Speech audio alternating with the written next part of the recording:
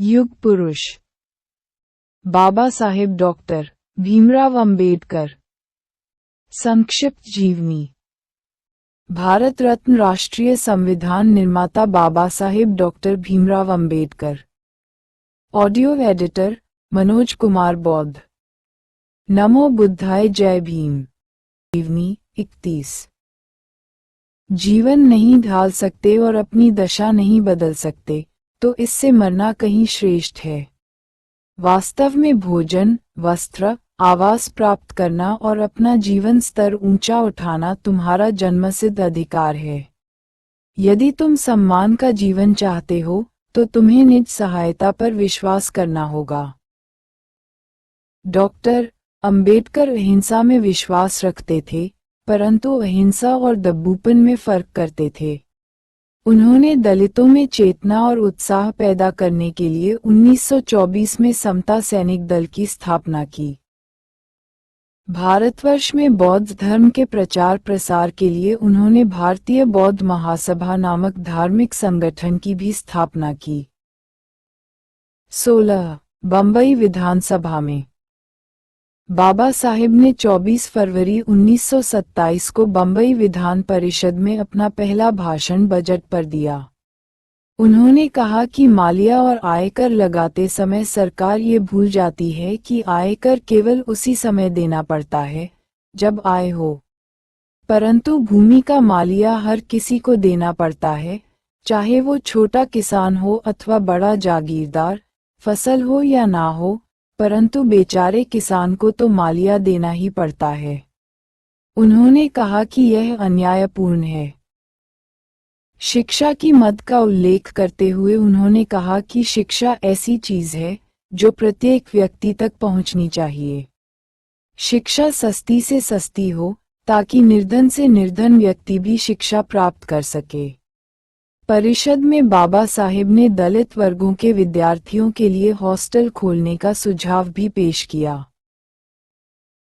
परिषद को नशाबंदी का सुझाव देते हुए बड़े जोरदार ढंग से बताया कि शराबखोरी, नशा राष्ट्र को तबाह करने वाला तत्व है, अतः इसे समाप्त करके उन्नत राष्ट्र का निर्माण किया जाए, चाहे नशाबंदी से कितने भी राजस्व की हानि क्यों न हो।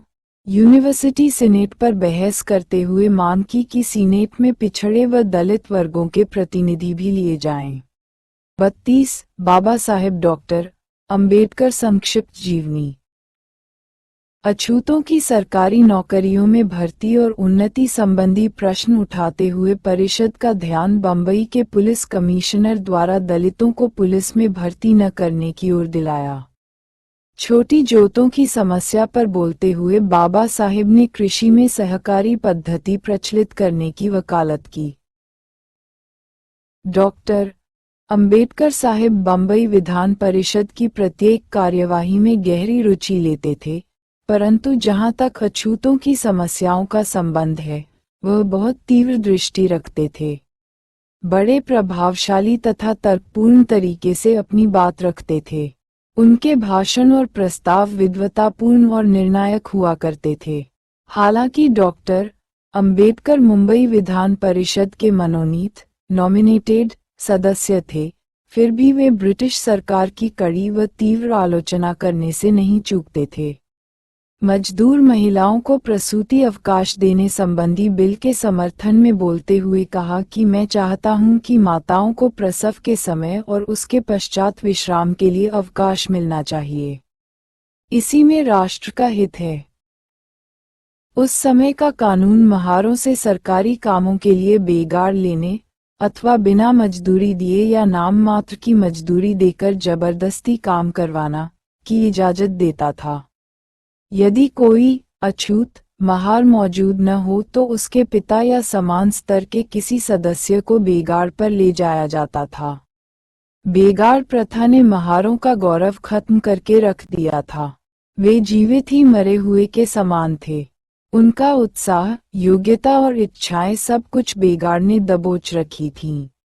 बेगार रूपी दास्ता की जंजीरें तोड़ने के लिए बाबा साहेब डॉक्टर अंबेडकर ने विधान परिषद में बिल पेश किया और पास करवाया। 17 महार क्रांति। हिंदू धर्म और हिंदू समाज की दशा भी बहुत हास्यास्पद है। हिंदुओं के धर्मस्थानों, कुओं व तालाब पर कुत्ता बिल्ली, गाय भैंस व गधे इत्यादि। बाबा साहेब डॉक्टर अंबेडकर संक्षिप्त जीवनी 33। तो पानी पी सकते हैं, नहा सकते हैं, परंतु उसी तालाब से एक अछूत मनुष्य अपनी प्यास नहीं बुझा सकता, चाहे वह प्यास से मर ही क्यों न रहा हो।